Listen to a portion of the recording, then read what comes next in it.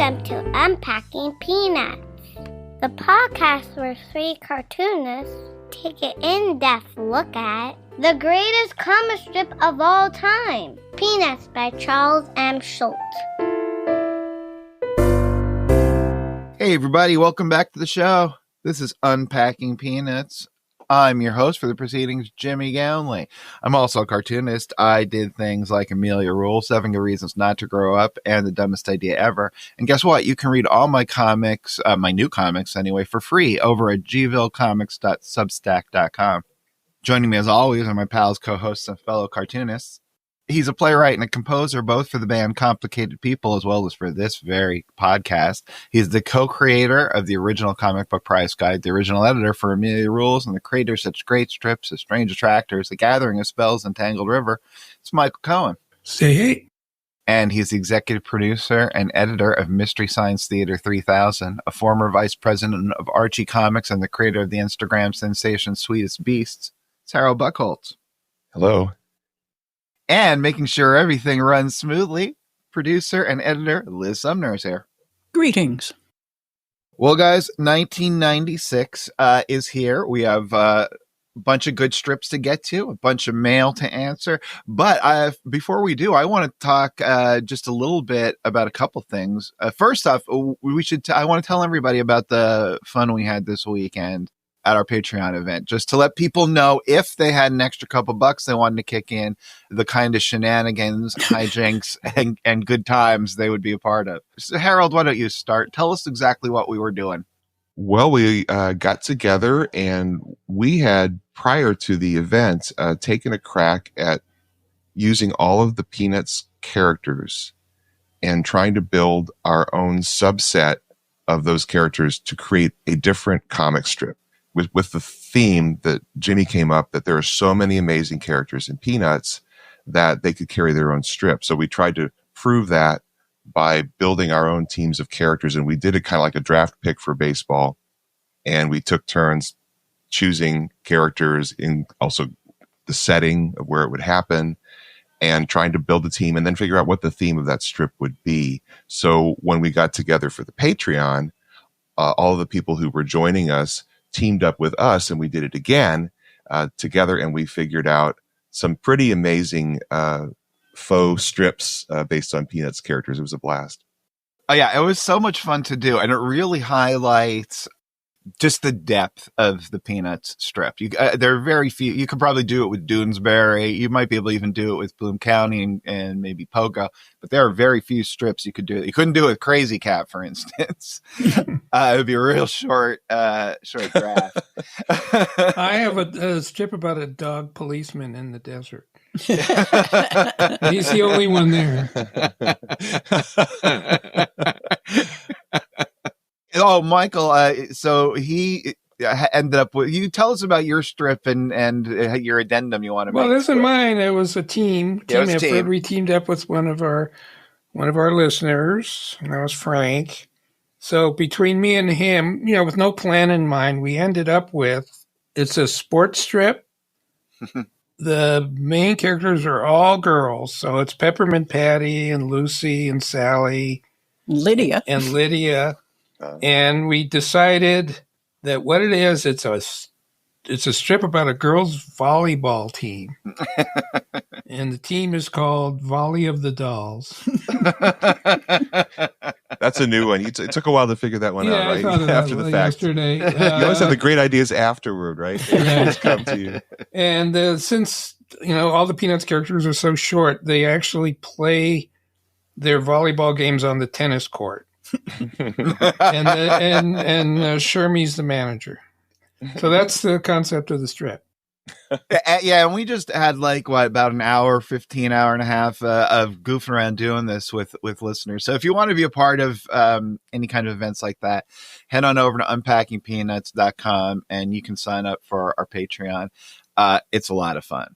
We've also done things like we've produced commentary tracks for A Boy Named Charlie Brown and for the American Masters documentary that you could listen along with. So lots of fun stuff being a good old Patreon member. And thank you to all of our current Patreon supporters. We couldn't do it without you. Yeah. Thank you very much. And Deb did some really great cartoons of some of the strip choices. Oh, yeah. Super listener Deb Perry, who is the fastest pencil in the West. She can sketch things. It's amazing. Just boom, boom, boom. Can we put some of those sketches up on? They are on Blue Sky. Oh, great. All right. So follow us over there on Blue Sky and check out that because it's really cool. So, okay, before we get to today's strips, I want to talk about another idea, a concept that I have of how we can use these little introductory chats, perhaps, for the next few episodes. So, one of the ongoing themes, if you are a longtime listener, is Michael is very interested in things having rules and logic and some way to make sense of it, as opposed to it being a formalistic exercise of ink on paper. It's got to make inherent sense, let's say, as a fictional world. And when we have these conversations, it ends up being like, don't worry about it. And Michael says, I have to worry about it. And I say, don't, which doesn't get anybody anywhere. So I thought, though, because I'm working on this book now that you can see on Substack, and it's your first read through, I think, would probably seem like completely total freeform fantasy, but it's actually, I really thought about the rules going into it. And partly because I didn't want to upset Michael, because that would be a terrible thing, right? Like you did in Amelia Rules. I know that he's never gotten over the standing there, Rhonda standing there for a year in issue 1. No, I thought it was Reggie jumping. It was like that too. Yeah, that's both. Well, both of those I think happened in issue 1. So it's all downhill from there. So I started to think maybe the four of us, along with you listeners out there, can start contemplating, because Peanuts obviously does work. So, I mean, obviously it works. It works for millions and millions of readers for 70-some years. But what we are not finding at this point yet is the language to describe how it works. So I think we should talk about this. How does the fantasy work in Peanuts? How does the reality work in Peanuts? And how does all of this make sense, at least as a coherent work of art? Maybe not necessarily as something that you would find in real life. But does that make sense? Sure. Does it sound appealing? Did Harold fall asleep?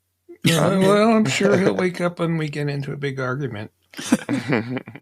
Yeah, it's a really interesting question, and I'm thinking about it a little bit. First of all, we have to establish that there are rules. Establish some rules. Well, there are rules, for the rules in comic strips and movies and TV shows. Yeah. And, the jump the shark phrase comes about because when the rule's violated, you no longer believe in the world, no matter how crazy the world is. Once you've broken the bond with the viewer, it's hard to get it back. But there are rules, and the example I was coming up with comics is mixing realistic characters and cartoon characters. And you might think like, well, you can't do that. But there are very successful histories of comics that blended superheroes and funny animals. And the most successful of those would be the original Captain Marvel comic, which not only had, superheroes and a family of superheroes and costumes and villains, it had a talking tiger, which didn't bother anyone. The book generally was considered a kid's book, but, the characters survived, the Shazam characters. So it's not like that universe, the fact that you blended cartoon characters and superheroes ruled out the character as being viable. And there are cases where that would not work. Okay, Jimmy, I'm going to pose a question to you. Yeah. Okay, let's say you're doing your new Amelia material. Yeah. And you're talking to some big publisher. and they're really interested. And they said, look, we want a talking cat. I'd say, how much? You would? How much? We want a talking cat in this strip because people love talking animals. Would you do it? Well, okay, here's the thing. That's a totally separate issue because that involves economics and a million different things. And the idea being that, but what I guess I would say, and if someone was listening who was trying to navigate those waters, the first thing you do is go, well, that's great. That's a brilliant idea. I cannot believe you, Mr. Editor, are so genius. Mm-hmm. And then you try to figure out some way to do some version of it, however remote from what they would want, just to make them feel that they contributed something, but you've protected yourself. So, and then you wouldn't do it. Well, I don't know. If I figured out a good way to do it, and I could do it. Is there a good way? I mean, you've established not necessarily. Well, maybe. Yeah, maybe. Because here's why. And this is actually the key point this is where I think we get into trouble with. It depends what you define as the world. Well, yeah, okay? You're the only one who can do that. Well, yeah, but Amelia also defines it. Amelia's telling you a story in Amelia. So if I had to face that issue where we're going to have a talking cat in it, Amelia's telling you the story. Amelia can tell you a story where a 15-foot tall carrot comes by and menaces the school. Well, here's an example. In When the Past is a Present, I think it might be my favorite just regular issue of Amelia. It's called Funny Story. Amelia's mom goes out on a date with a men's bathroom sign. The idea was it's got to be the most generic person in the world that Amelia can't even think of what he looks like. So she actually goes on a date and it's just the little sign on the front of a bathroom door, and that's what's happening in the story Amelia is telling you. Right. Okay. So what I'm saying is you just expand it a little bit. So for example, in the world, a man that looks like the sign on the front of a bathroom door doesn't exist. But in a world that Amelia is describing to you, it does exist. So a talking cat could too. Yeah. And that's one way to bridge that gap. Yeah. Is to create a story, a meta story. Which I think that's the secret to Peanuts. Well, I think sometimes it works. I mean, the whole World War I flying ace is a meta story that Snoopy's telling himself. Mm-hmm. Where I start having problems is when he's not telling it to anybody and another character is in it. Mm-hmm. I don't like. I understand that. And you might not like it. And we might never even get to a set of rules that anybody necessarily likes all parts of it. And those rules Schulz might break sometimes, right? They just might not be good or whatever. Okay. But I think, again, just expand it one step outward. There is somebody else there. The key is that Schulz is a character in the strip. That makes everything else make sense. That and the concept of play, that the characters are playing with each other, and Schulz facilitates those games becoming larger for us to see. I think that is one of the big keys. Okay, there are jump the shark moments in Peanuts, but you can overlook them just because there's a massive amount of material and you forget about it. And I think Schulz, I don't think he's forgotten about it, but okay, here's a situation. Snoopy is with the scouts, the bird scouts, and they're climbing a mountain. And right away you can go, well, why don't the birds just fly to the top? Because they can do that, but they don't. That's fine. They've established they like the adventure. They like Snoopy telling them things. Okay, they get to the top. And they're really tired, and they realize they're really high up, and Snoopy's hungry, and he thinks, okay, now I got to walk back down, and the birds fly away, right? Right. Snoopy can fly. It's been established in Peanuts. He has these helicopter ears. Now, if he pulled that off and said, well, I've established that Snoopy can fly like a helicopter, and the last battle is he flies down, I would hate that. Right. And it would be like, no, that I don't care how funny it is. Yeah, but that didn't happen, right? No, it didn't happen, but it could. because he's established the rule that Snoopy can fly. But I'm saying that was not a good decision. Okay. If you're going to drop it. Okay, but all right. So here's another way we can look at that rule. And not just going by things I like, things I don't like, whatever, but things he's said. All right. So Schulz himself has said, I think of these guys as a little repertoire company, and I use them and I move them around to create the strips I want, the themes I want, all of that sort of stuff. Right. Mm-hmm. So with that in mind, and he's even then said, so if I want to have an adventure strip, it's an adventure strip. Okay. And and even in the strip, it itself has said that it's a comic strip. It's not a 3-dimensional world. Mm-hmm. So the reality, these rules you're talking about don't need to live from 1950 to 2000. They only need to live for that sequence where in this story, there are a bunch of hikers. Okay. And this story, they're a World War I flying ace. And Schulz allows the play. Schulz is playing with them. All right. And then, but then when the story's over, it's over. All right. Okay. So here's an example, and Harold can identify with this because he worked with Archie. Okay. Archie, in some ways, similar to Peanuts. I mean, very different, but, a large cast of well-known characters who, any one of them can star in their own strip. They never age. They're eternally in high school. But there's a thing that they do with art, at least when I was reading it. I don't know if they do it anymore. You could pick up an Archie comic, let's say from the 60s, and there'd be a story where they're cavemen. Yeah. It's just no explanation. It's just, Archie's walking around with a big club and they're all wearing like leopard's clothes.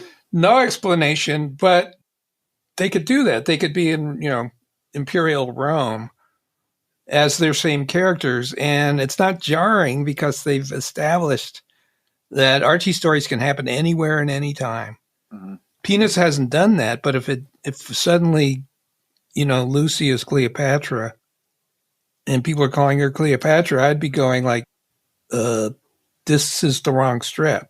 How did this get in Peanuts? Because I think there are rules. I think one of the problems with Peanuts has to do with, especially how, all of us are reading this. We're jumping in and reading a year at a time. Yeah. And it's kind of one of those no beginning, no end worlds, because that's just the nature of a daily strip. But the way we're reading it, it's even more just randomly, okay, January 1st is where you begin for this year. December 31st is where you end, or in our case, the end of April right now and the end of August, and we do 4 months at a time. And that's how we're engaging with them. And one of the things that struck me, I think I've mentioned this before when I was in film school, was how do you get an audience to accept something in your fictional story? And the rule that struck me as I was looking at it was you have to establish the premise at the beginning, like the Archie stories.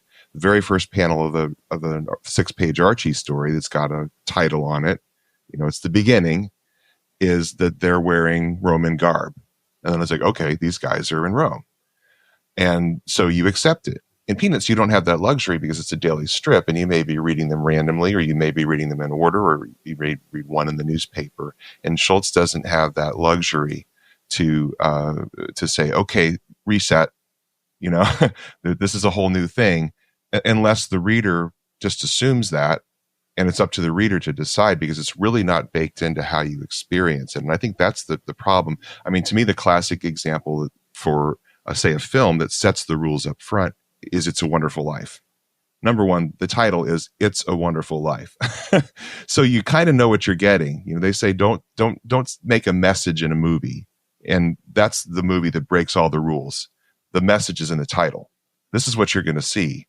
I'm going to tell you It's a Wonderful Life through this story. Then where does it start? It starts in heaven.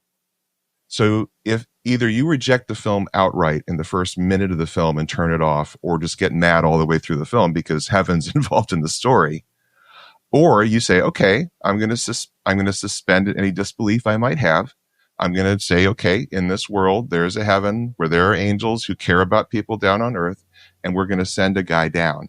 And And that's a strange film because he doesn't show up till like halfway into the film, actually into the life of the person, which is kind of that Schulz thing, right? Schulz is descending into his characters in ways that are kind of invisible. And he's not saying, hey, everybody, you know, his name's above everything. His signs every single one of the strips. But depending on how you choose to approach the strip, you may not accept that premise that Jimmy's saying is that he's a character in the story, because it doesn't hit you over the head and say, these are my rules. You have to kind of figure them out, and then you have to decide whether you accept them or not, in ways that when you just in real time you're watching a movie, the rules set up in the beginning, and you either accept them or you don't. Most people do. If they're going to watch a movie, they say, okay, take me on a ride. I'm going to go with you. Now, if you had introduced Clarence the Angel halfway through the movie without having the opening scene where they set it up that was happening, you lose half the audience. They'd say, what? Wait a second. That's not the world that I got introduced to. What's an angel showing up in the middle of George Bailey's life? It was because it was placed at the beginning and the rules were set there. Well, I think Harold's right. And I think that about one of the bigger issues with doing this is we do have to keep in mind, this is a comic strip. It's not a TV show. It's not a movie. It's not a novel. It's not any of those things. And also, like, we might find and figure out a holistic way to understand Peanuts that we don't even jibe with, or maybe some of us don't jibe with, but I think there's a way to do it. And as far as setting up his presence in this, I mean, this goes back to the Snoopy with the flower and like the fourth strip. You know, it feels to me that Schultz's presence is there from the beginning, but it's not going to be ever something that's announced. That angel thing is a really good example, and it is important that in a movie that it's set up. Like Tarantino once said, "I'm not Catholic, but I am when I'm watching The Exorcist." You know, it's not important that you have to believe in the rules of Catholicism for the rest of your life.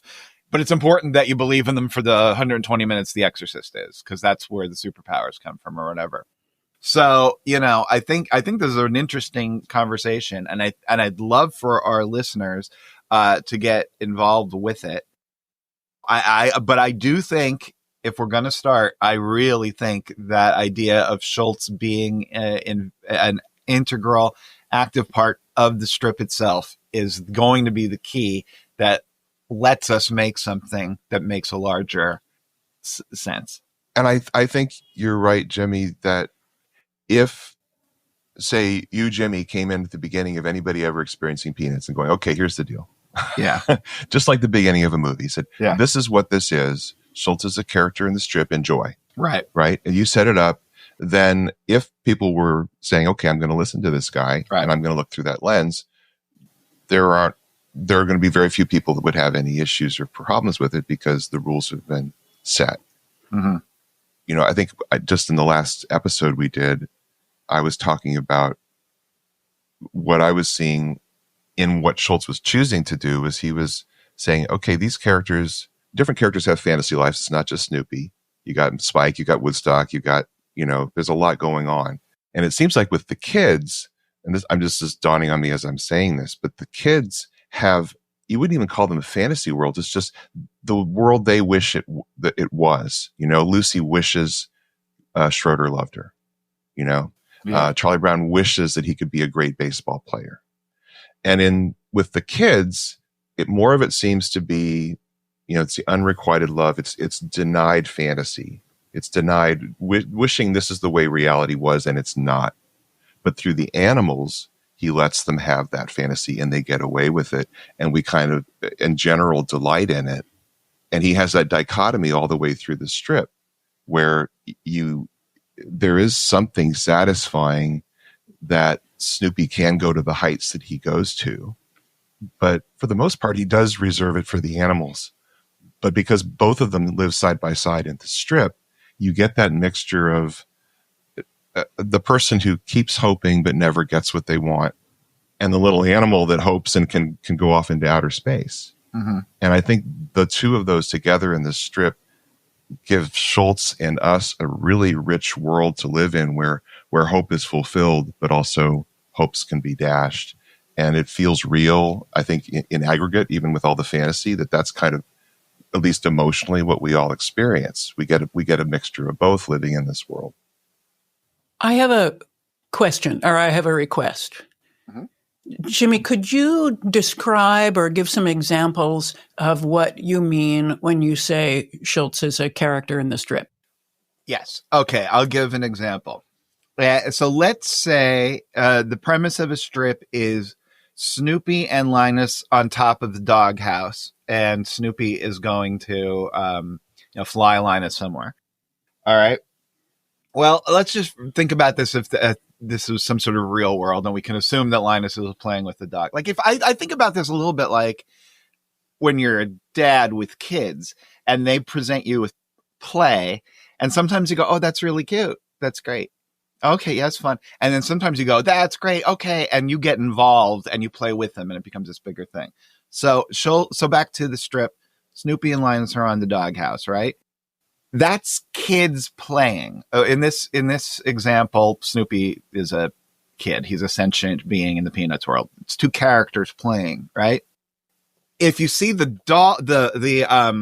bullet holes appear in the doghouse because they're getting shut down by the Red Baron, that's Schulz playing with the kids. Okay. He's there in the strip. Imagine he's just on the other side of the fourth wall.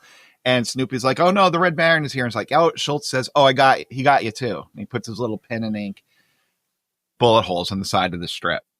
Or an example being, boy, oh, boy, nothing will ever go wrong for me today. And the next panel, a torrential downpour that would have taken hours to sweep in, along the Gulf Stream just appears in the next panel and dumps on Charlie Brown's head. That's Charles Schulz playing around with them. So that's what I mean. It's when things that his interaction with the strip is what allows what would be in our world impossible things to happen. Okay, thank you. That helps. It's sort of like Clarence. He's influencing it.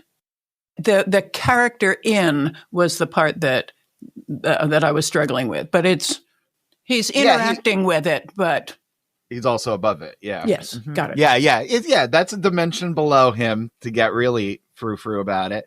And he has ultimate power in that dimension below him. He could draw the bullets. He could put the smoke. He could then erase it in the next panel. Right. He's playing with those characters, and that's what's allowing to them and even to us seem like fantasy rules are breaking. Rules of physics are breaking. Well, no rules of physics are breaking because he's doing it. He's just putting pen and ink on it. But to Charlie Brown, it's a torrential downpour. So and it's different than in Calvin and Hobbes, for example, where it's obviously, if you really want actually a strip that doesn't have as many rules as you would think, Calvin and Hobbes is a big one because he's intentionally trying to blur the line about whether or not Hobbes is real. Well, yeah, but I'm curious. The parents would never see Hobbes as a talking creature. So that is a rule. Right. And did he ever violate that? No, but you could see the results of Hobbes. Like you could see Halvin tied up in chair and him saying, Hobbes has me, kidnapped or whatever, which could never have happened because Halvin have tied himself up. But the parents wouldn't see Hobbes doing that now. Yeah, it's an interesting topic. That's Michael's way of saying, let's move on. So I will tell you what, here's what we're going to do. That's like, we'll put it in the old idea pile. Yeah, we'll never see that again. Basically. So guys, though, seriously, I think this is a really important thing. I think it's a great way to spend the last few episodes, or at least a few of the last few. I know. Ooh. All right. So you characters out there, we would love to hear your thoughts on the rules of Peanuts. What's the words for that? The aesthetics of Peanuts. No, not aesthetics at all. Metaphysics. No, what's the word? I think rules is the word. No, it's not. It's so square. Listen, we should have different. I should have been in LA running around the comic book stores, and you should have been in Catholic school. You would have loved it. You would have loved it. There's a rule for everything. All right. So I think this is an interesting discussion. I think this is something we could definitely do for the next few episodes, sort of stretch out and flesh out rather, poetics. That's what it is. The poetics of peanuts. That's something that'll explain, the inner workings of it, the mechanics of it. So if you want to be a part of that, give us a call. 717-219-4162, or you could leave a text message there, or you could just email us over at unpackingpeanuts@gmail.com. We'd love to hear from you. All right. With that being said, let's take a break now, and we'll come back on the other side, and we'll do strips at the end. Sounds good. All right. We're just going all kinds of crazy today. All right. Be right back. Hi, everyone. Have you seen the latest Anger and Happiness Index? Have you admired the photo of Jimmy as Luke Skywalker, or read the details of how Michael co-created the first comic book price guide? Just about every little-known subject we mention is referenced on the Unpacking Peanuts website.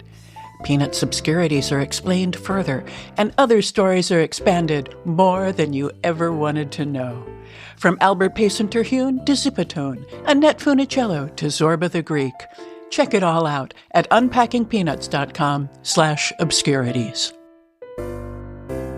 And we're back. Unprecedented that we haven't gotten to strips yet. Actually, I don't think it's unprecedented, but it's almost unprecedented. So how about we get the mail out of the way? Liz, I'm hanging out in the mailbox. So you got anything? We do. We got a couple. So Troy Wilson, proud Canadian. I'm happy to support our Canadian listeners. Okay. Troy writes, like Harold, I am none of the above. The only baseball I care about appears in Peanuts. I'm not a sports guy, don't play any, don't watch any, don't care about any, but I do wish all athletes and sports fans well. Be of good cheer. And be in good shape, athletes. Be in good shape. Yeah. Schulz, the most athletic cartoonist I know. Oh, that's true.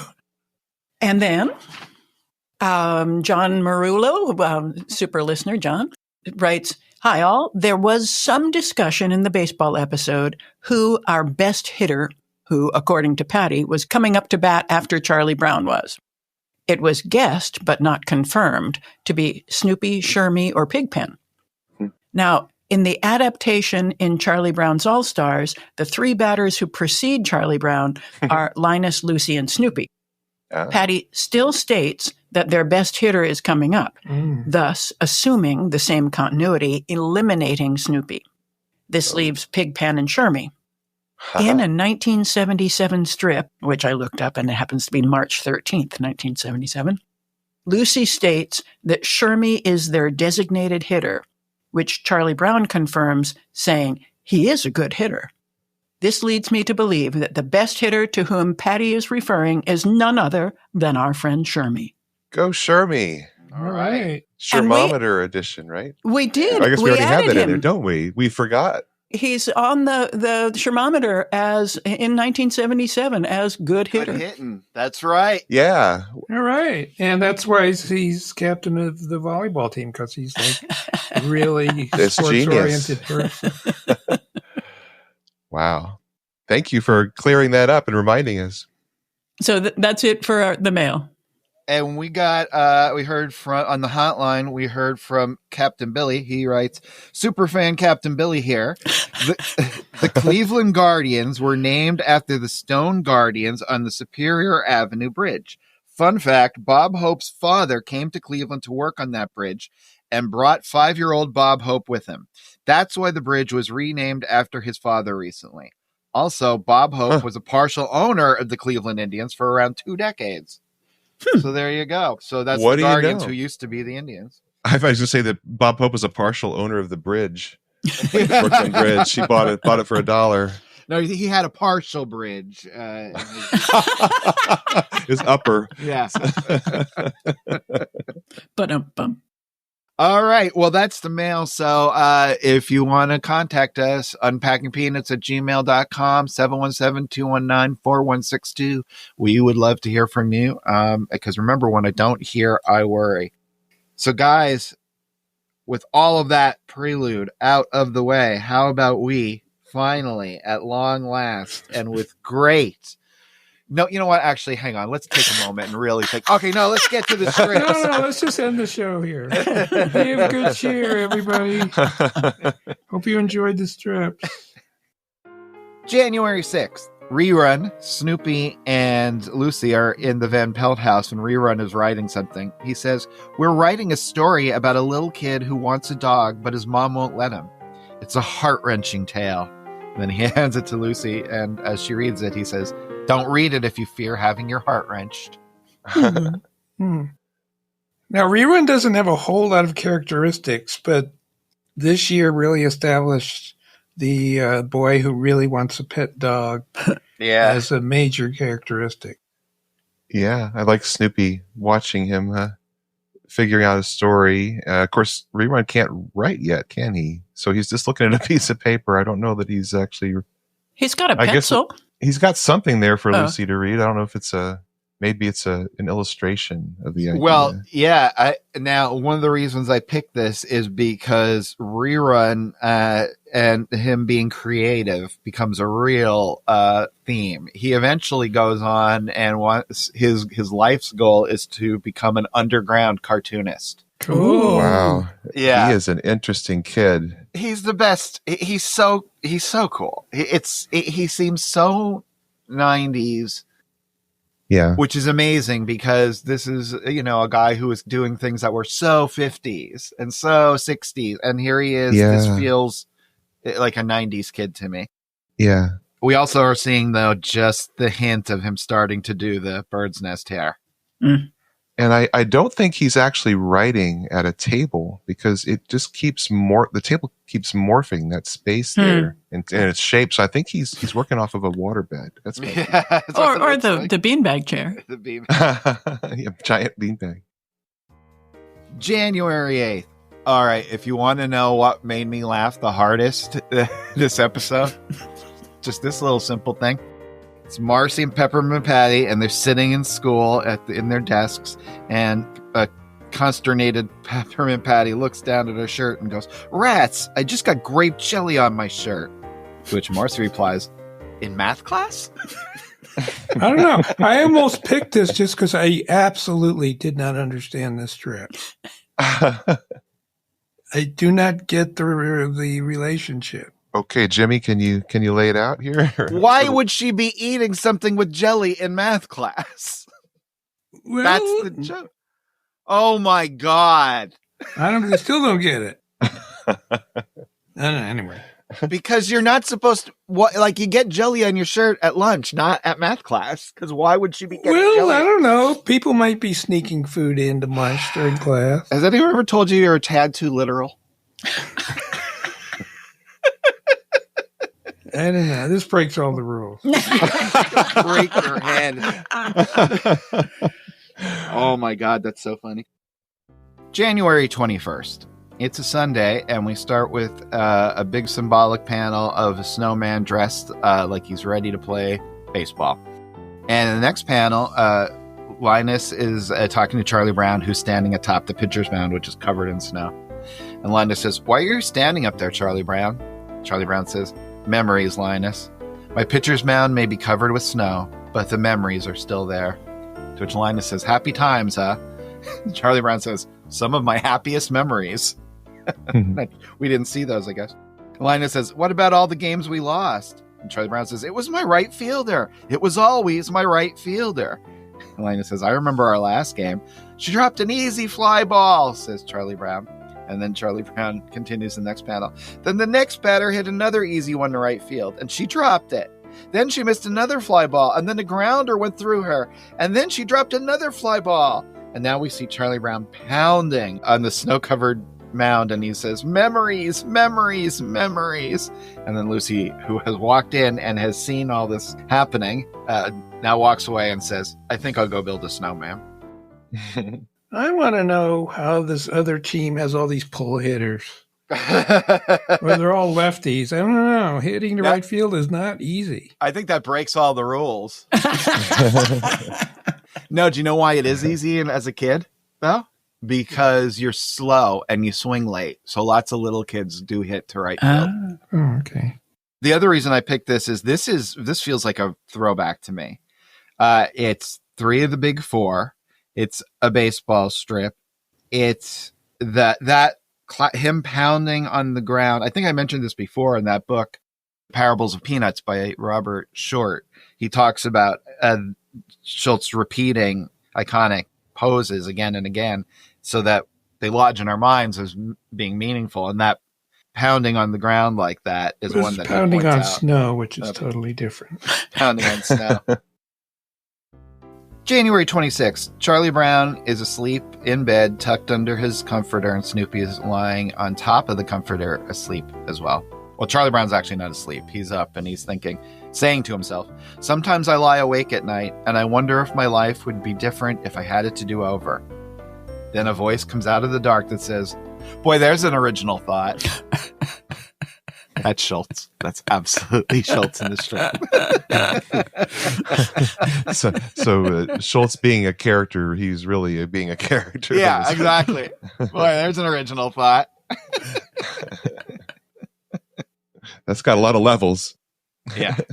Well, and I do, I said in one of our earlier episodes, at least when we were recording here, I don't know if it's in the show, but, there is a thing about depression that's narcissistic because you can't see beyond yourself, and including beyond your own myopic thoughts. And sometimes you might just need a voice from beyond telling you to snap out of it. Hard to prescribe that, though. Yes. Please take one voice from beyond and call me in the morning. I love the drawing of Snoopy sleeping on top of Charlie Brown in the bed. We're seeing a lot of that in these recent years. But they're poses that you'd never seen Snoopy. The kind of, for pet owners, who the animal kind of just wraps themselves around any curve that they might have, whether it's your body or in a couch or some pillow or something.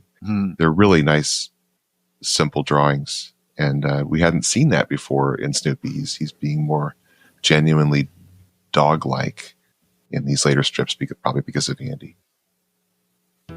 February 3rd is another one that just made me laugh really hard. Sally's sitting in her beanbag chair, watching TV, and Charlie Brown's behind her, and she says, "How about that?" When the program ended, the lady said, "Thank you for watching." I didn't think she even knew me. Nothing to say about that. Just made me laugh. The thing that stands out to me is we've talked about how elongated the characters are when they're sunk down into a beanbag. The feet are like way far away from where they would be if they were standing. And look at that arm in the second panel. Yeah, it's just way far away. The longest Peanuts arm. Yeah. What are you guys thinking about the shakiness of the line this year? It stood out to me. It started to hit me seeing these. Again, I was just very aware. I remember I started reading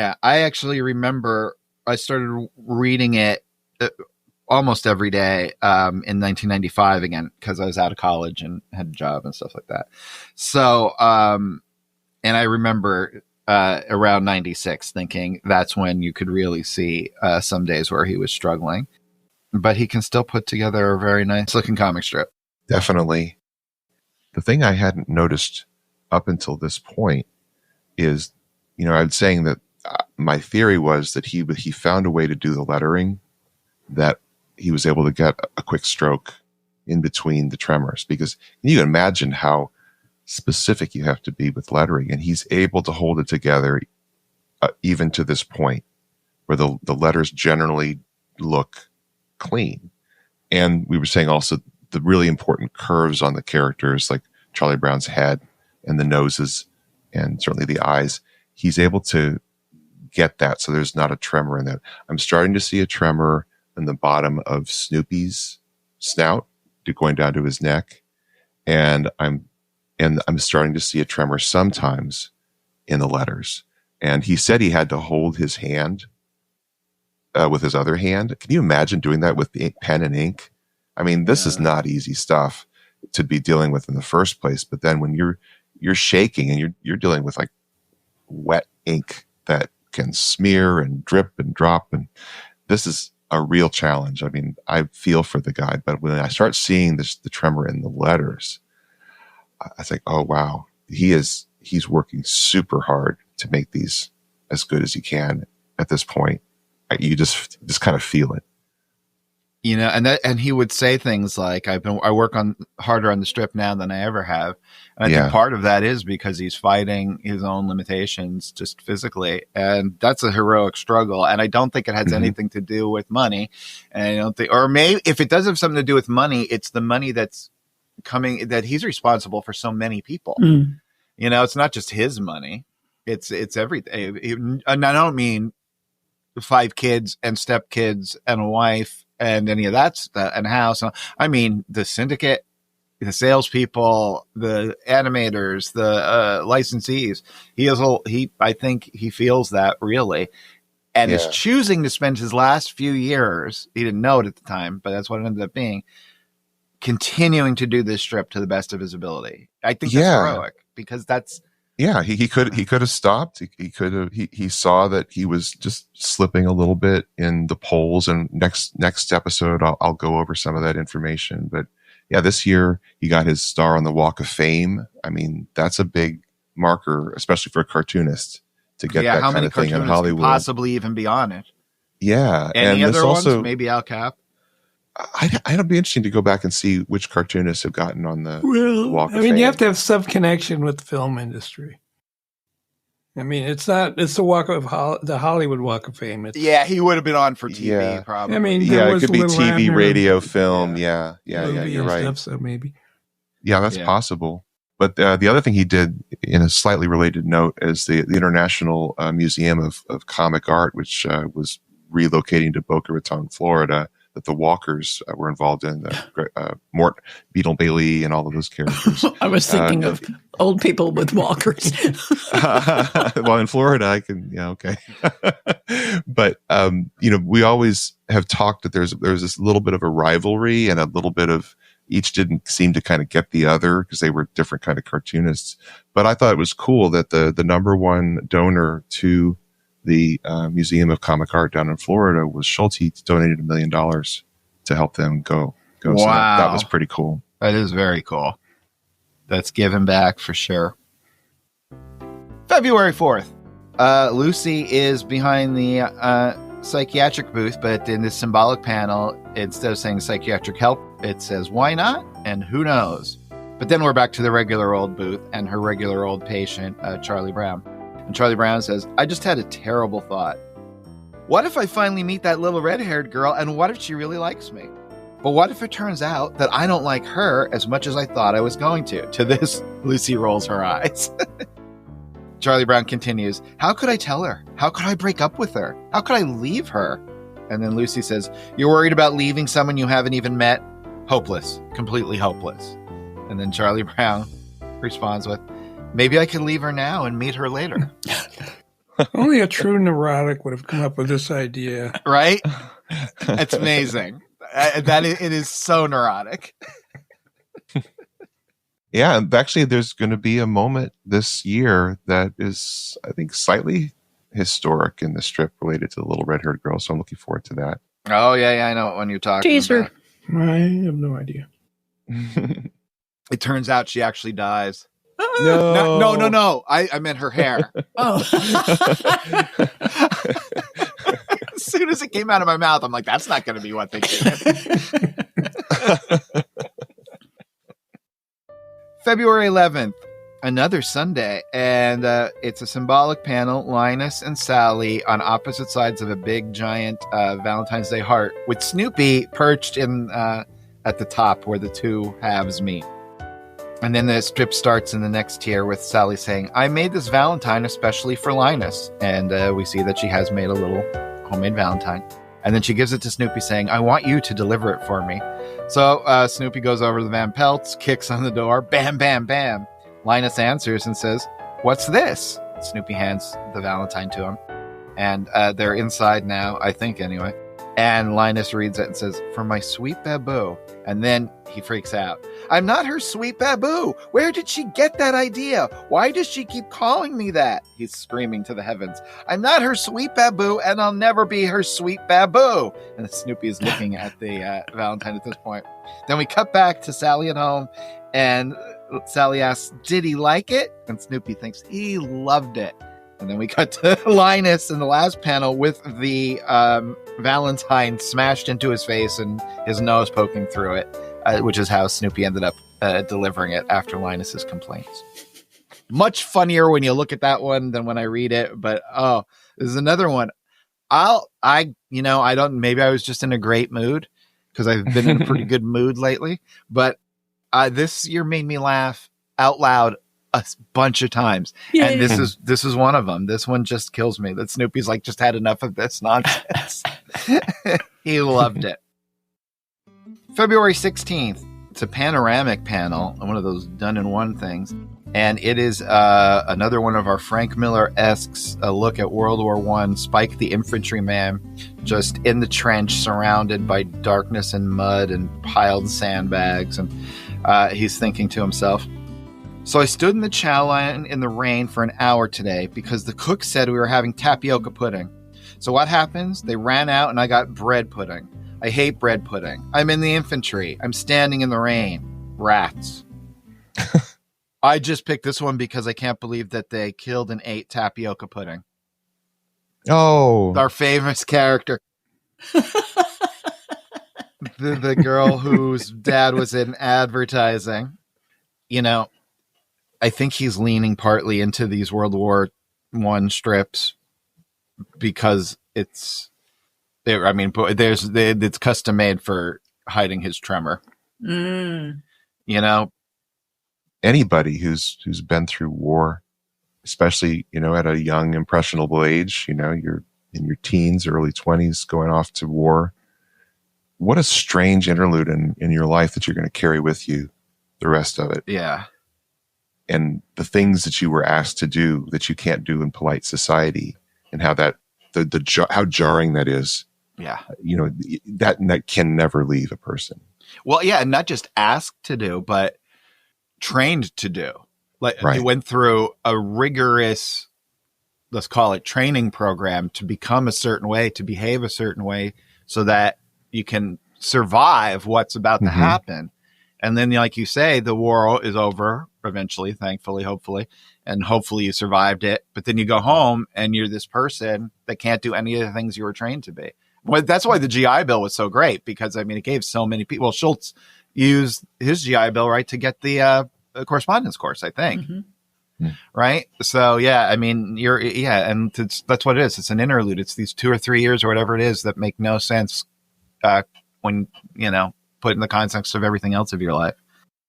And yeah, and that there's definitely that PTSD element in these war strips for sure. February 27th. So from one extreme to the other. Snoopy, dressed as a pirate with the kerchief over his head, the bandana over his head, an eye patch, and Woodstock on his shoulder as a parrot, are standing at the bus stop with Linus and Charlie Brown. And Linus says, things change. In the old days, you never would have seen a pirate waiting for the school bus. I picked this because it seems like it would have been an obvious choice for Snoopy's fantasies. He's doing all the classic kids' adventure story tropes. Well, he did do it, right? When the eye patch, he stole the eye patch. Oh, yeah, that's right. For one strip or 1 or 2 strips, that's right. Seems like a real natural. I thought you picked this, Michael, because you was like, this is Linus saying Schulz is breaking the rules. He's just saying if things change. You would never have seen this in the old days. No, this Peanuts. fits totally in Snoopy's persona. But adding Woodstock as the parrot was the genius move. That is what makes it, yeah. Did we ever establish that Snoopy said he didn't have any shoulders? Like it wasn't possible to do something like this? What's Woodstock standing on? He's got to be clawing in. Yeah. Or he's just flying like a hummingbird. Yeah, right next to him. March 8th. Marcy and Peppermint Patty are in class, and of course, Peppermint Patty's trying to cheat. And she goes, quick, Marcy, what's the answer to the first question? And then Marcy says, I can't tell you, sir. That would be cheating. Hey, we just talked about this. And then Peppermint Patty says, you're right, Marcy. What was I thinking? What came over me? It's so unlike me. I must have blanked out. And then Marcy just gives in and says, 10. And Peppermint Patty says, got it. Yeah, this is like Schulz poking you in the eye if you're like, you having characters cheating and they have absolutely no regrets, that they're no conscience. Marcy points out that she's completely aware, it's on top of her mind that it's cheating, and they just go right ahead and do it. I love it. It gives, because it gives it that little bit of spice. Mm-hmm. Like if it was a bunch of goodies going, I can't do that and I can't do that. It wouldn't have a little bit of spice to it, Well, I think it would have been even more spice if you did have a character in the strip who's like, you can't do that. Mm. It's odd that it's just goes one way when it's cheating. You think Linus would be, you'd have something where it's like, oh, this is terrible. Lydia. Imagine Lydia. Did she ever ask him for an answer? And he had the dilemma. I think so. I mean, that would have been an amazing strip. And it assumes that Marcy is telling the truth. Well, that's true. Yeah. Yeah. I remember in 8th grade being seated next to a girl that I liked a lot. And at one point she did. She just turned to me, looked straight at me, and asked me the answer to one of the questions. And I just I was Charlie Brown, I just stared at her. She didn't talk to me normally unless she's wanting to cheat. So. There's something, I like it. It's a little bit of anarchism that is nice to have thrown in there now and again. March 17th. It's a Sunday, and the old Beagle Scouts are out on a hike, walking across a large bridge made from a fallen log in the first panel. Then they're out in a field, and Snoopy says, "Okay, troops, here's where we'll spend the night. I'll go off and gather some firewood while you prepare the camp." And then we see the little birds kind of looking around. And Snoopy says to them, "We're going to be here for a couple of days, so make it a happy place." And then he goes around to pick up some sticks. And when he comes back, it's an entire fairground. There is the tent set up, of course, but there's also a Ferris wheel and a merry-go-round. And the little birds are enjoying themselves. And Snoopy's hat, of course, shoots straight off his head. Yeah, I this one made me laugh out loud. And of course, the hat flying off the head is just an additional delight. And these are adorable, these little birds. And boy, they did a nice job with the Ferris wheel and the merry-go-round. It helps that it's in color. Yes. Oh, yes. Yeah. It just looks great. And for anybody interested in what I was talking about in terms of the tremor starting to affect the actual faces of the characters, which is a big deal. You can see it here on the bottom of Snoopy's snout in multiple panels where he's got the tremor there, which I just had not seen before. Yeah. Really good looking strip. What do you think of the horses on the merry-go-round? Very childlike, like the bunnies we were talking about. There is that first one, the one right in the center. In my high school, we were the Cardinal Chargers, and they renovated the gym my freshman year, and they painted a horse on the side because it represents the Charger, and it looked like that. It looked kind of like a stuffed animal aardvark. I mean, it was the worst horse ever. I actually like the horse that's coming around, the one in the far left that you can see it, circling around. Yeah.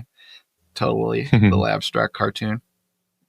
March 22nd, we're back in the schoolroom with Peppermint Patty and Marcy, and Peppermint Patty is soaked to the bone, and she says, "Yes, ma'am, I walked to school in the rain again. Yes, I got kind of wet." "Homework?" she says. "Did my homework get wet?" And then Marcy just loses it. She just laughs her head off for no reason at this. Ha ha ha ha ha. And then Peppermint Patty says, "Ignore her, ma'am. She's humongously weird." I picked this because of the word humongous. That is something I think Schulz heard one of his grandkids say. That humongous is a very late 80s, early 90s word, it feels to me. I mean, I know this is mid 90s, but still. Humongously weird. April 20th. So this is a sequence. Charlie Brown has gone to a dance school, as you may remember from one of our previous episodes, where he danced with a girl, and he really liked her, but he was the only one who remembered her. But now here we are, and it's a sweetheart ball, and there is Emily, and she's dancing with Charlie Brown. And Charlie Brown says to her, "I can't believe I'm here with you at the sweetheart ball, Emily." And she says, "Do you remember how we met at dance class? And then she says, I still enjoy dancing with you, Charles. And then an announcement comes over the PA system. Ladies and gentlemen, your attention, please. Does anyone here own a small white dog? And Charlie Brown says, oh, no. Which is going to be a cliffhanger. That's where we're leaving it this week. So I kind of like Charlie Brown is vindicated because it was kind of questioned at this wonderful time he had dancing with this little girl who enjoyed dancing with him, that he just couldn't stop thinking about her. And then all of a sudden it was kind of set up in this weird place like he imagined the whole thing. I was very happy to see that Emily showed up again. I was very convinced she didn't exist. So I think this whole thing is a dream or a hallucination. Nice suit. How about that lapel on the last pan? I have no idea what is going on there. That's like Hugh Hefner kind of smoking jacket. No, he'd be wearing a bathrobe. Okay, right. It is it does have that smoking jacket or kind of like a weird 70s tuxedo vibe. It's so strange. I think Emily's really cute, even though she's clearly just Charlie Brown in a wig. What color do you think that hair would be? Oh, he has a thing for redheads, clearly. They're all redheads. All right, so that brings us to the end of this episode. We will find out what happens next episode. If you characters want to keep this conversation going, there's, of course, a couple different ways you can do it. First thing you could do is you got to go over to the old Unpacking Peanuts website, unpackingpeanuts.com. And there you sign up for the Great Peanuts Reread. That'll get you one email a month, and that email will tell you what we're going to be covering, as far as we know at the time of publication anyway. So you want to do that. If you want to email us, you can do it at unpackingpeanuts@gmail.com. If you want to call or write the hotline, 717-219-4162. You can leave a message or send a text. If you send a text, remember to identify yourself. And, of course, you can follow us on social media. We are at Unpack Peanuts on Instagram and Threads, and at Unpacking Peanuts on Facebook, Blue Sky, and YouTube. And we'd love to see you there. So that's it for this week. Come back next week for more 1996 and more about the rules of Peanuts. For Michael, Harold, and Liz, this is Jimmy saying, be of good cheer. Yes. Be of good cheer. Unpacking Peanuts is copyright Jimmy Gownley, Michael Cohen, Harold Buckholtz, and Liz Sumner. Produced and edited by Liz Sumner. Music by Michael Cohen. Additional voiceover by Aziza Shakrala Clark. For more from the show, follow Unpack Peanuts on Instagram and Threads. Unpacking Peanuts on Facebook, Blue Sky, and YouTube. For more about Jimmy, Michael, and Harold, visit unpackingpeanuts.com. Have a wonderful day, and thanks for listening. Cool.